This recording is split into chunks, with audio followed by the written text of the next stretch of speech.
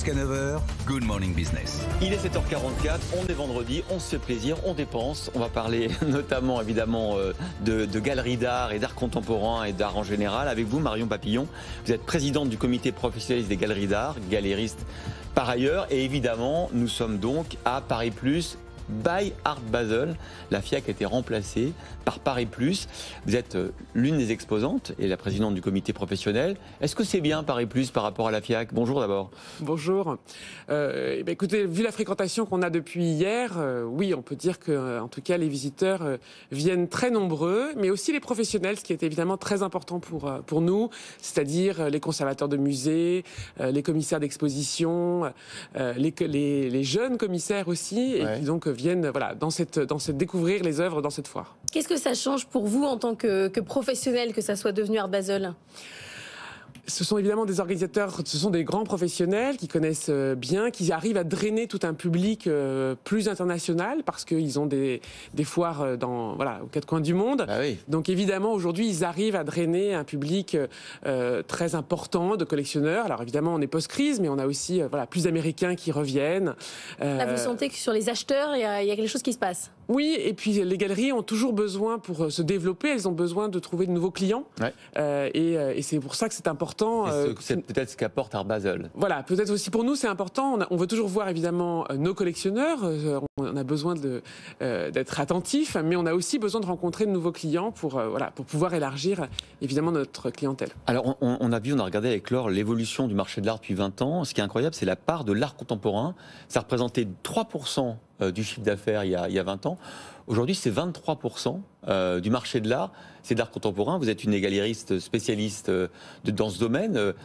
C'est quoi cet engouement pour avec des paris en fait assez il faut repérer des jeunes artistes, acheter dès le départ et voir comment progresse leur cote. Une sorte de est-ce qu'il n'y a pas une spéculation sur l'art contemporain c'est comme les NFT en fait, on achète quelque chose et puis on parie sur leur progression assez rapide. Alors bien sûr, on peut parler spéculation, mais on peut aussi parler coup de cœur parce que finalement acheter de l'art contemporain, c'est acheter l'art de son temps. On est toujours plus proche de l'art de son temps quelque part. Donc il faut se faire confiance et il faut regarder. Puis évidemment, plus on regarde, plus on dit faire son œil, plus petit à petit, on décide ce qu'on aime, on décide ce qui nous semble important. Soit certains décident de soutenir des artistes, une poignée d'artistes, d'autres au contraire de plutôt acheter différents artistes pour peut-être voir celui qui finalement marchera peut-être plus tard, mais je crois que c'est aussi un achat coup de cœur, il ne faut pas l'oublier. Il y a un côté joueur aussi, puisqu'on mise 16 artistes âgés de 20 à 40 ans, c'est 2 fois plus que l'année dernière. Si on devait suivre là, un jeune artiste, vous nous diriez de suivre qui ? Ça dépend si justement on parle de très jeunes inconnus ou au contraire ceux qui ont déjà commencé à avoir certains prix. On est joueurs. C'est toujours difficile de citer des noms, mais on va avoir... je ne vais pas vous citer de noms, c'est trop... Vous ne voulez pas privilégier vos artistes, c'est normal.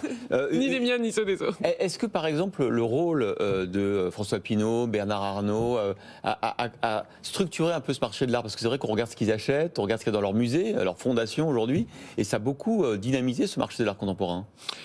Oui, bien sûr, on a besoin de on appelle ça des prescripteurs dans notre métier, des influenceurs. Donc Bernard Arnault, c'est un influenceur. Il va être content.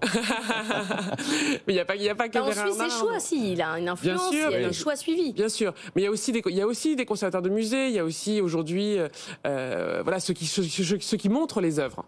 C'est important. Donc c'est un juste équilibre entre collectionneurs, professionnels, galeristes et évidemment les grands collectionneurs influencent un petit peu quand même.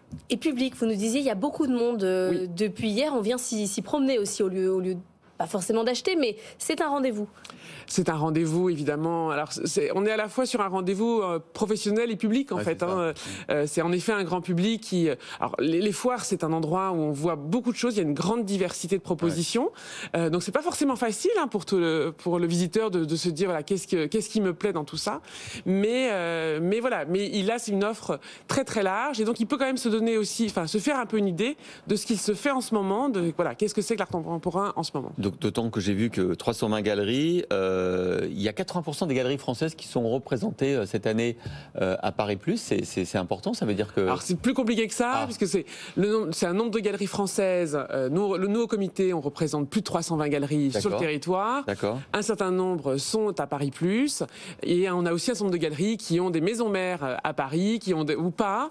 Et donc voilà, donc ce comté n'est pas toujours facile. Mais quand même une proportion de galeries françaises non négligeable. Bon, voilà, la nouvelle FIAC qui s'appelle Paris+, Emmanuel Chi va sans doute y aller ce week-end. Le Art Basel français. Il a un œil aiguisé, n'est-ce pas, Emmanuel? Ah oui.